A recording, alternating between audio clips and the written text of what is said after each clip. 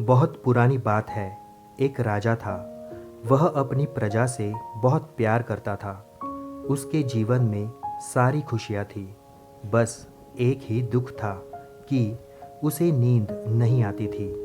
वह सुबह उठकर दरबार जाता, लोगों की समस्याएं बड़े ही ध्यान से सुनता, समझता और उनका समाधान बताता।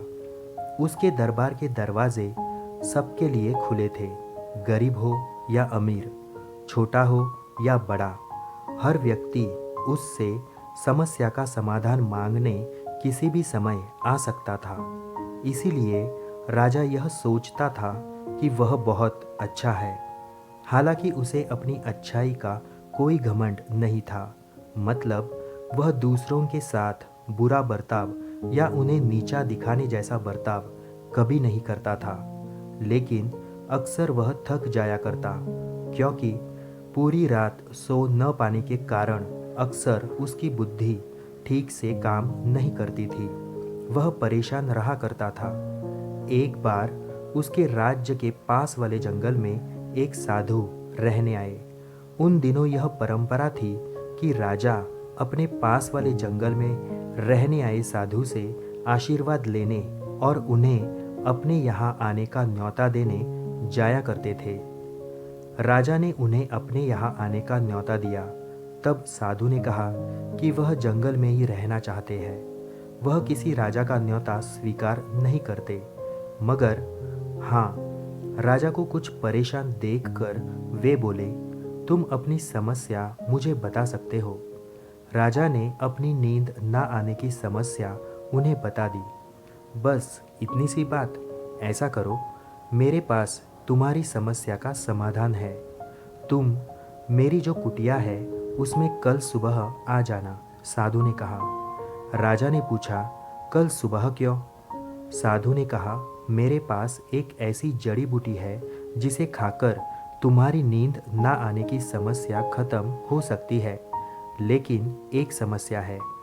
वह जड़ी बूटी तभी असर करती है जब सुबह खाली पेट कोई इंसान खुद उस जड़ी बूटी को तोड़े और खरल में पीस ले और खाए। और जैसा कि तुम देख ही रहे हो, मैंने जो कुटिया बनाई है उसके आसपास काफ़ी बड़े घेरे में बाड़ बनवाकर एक गेट लगाया है। उसके अंदर रथ का प्रवेश वर्जित है। उसके अंदर रथ लेकर नहीं आ सकते। मैंने नियम बनाया हुआ है। ऐसा करो कि तुम कल सुबह चल के आ जाना। दूसरे दिन सुबह साधु के कहने के अनुसार राजा उनकी कुटिया के गेट पर पहुंच गया। वहां उसने शिष्यों से पूछा कि जड़ी बूटी तक जाने का रास्ता कौन सा है। काफ़ी लंबे रास्ते से चलकर राजा बूटी तक पहुंचा, बूटी तोड़ी और शिष्यों से खरल का पता पूछा। फिर घर ढूंढने के लिए भी उसे बहुत चलना पड़ा। फिर उसने वह बूटी पीसी और खाई। रात में उसे बिस्तर पर लेटते ही नींद आ गई।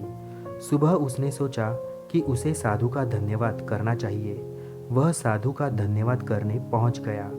धन्यवाद करने के बाद राजा ने साधु से पूछा, मुझे बताइए कि यह कौन सी बूटी है, ताकि मैं अपने वैद्य को बूटी के बारे में बता सकूं और वह भी ऐसे सभी रोगियों जिन्हें नींद नहीं आती है उन्हें यह जड़ी बूटी दे सके।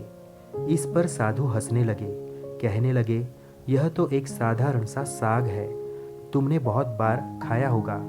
यह कोई जड़ी बूटी नहीं है। तुम्हारी समस्या इसलिए थी क्योंकि तुम शारीरिक श्रम नहीं करते थे, व्यायाम नहीं करते थे और बिना व्यायाम के नींद नहीं आती है। मैंने इस जड़ी बूटी को खिलाने के बहाने तुमसे श्रम करवाया और इसीलिए तुम्हें नींद आने लगी। राजा को बात समझ में आ गई।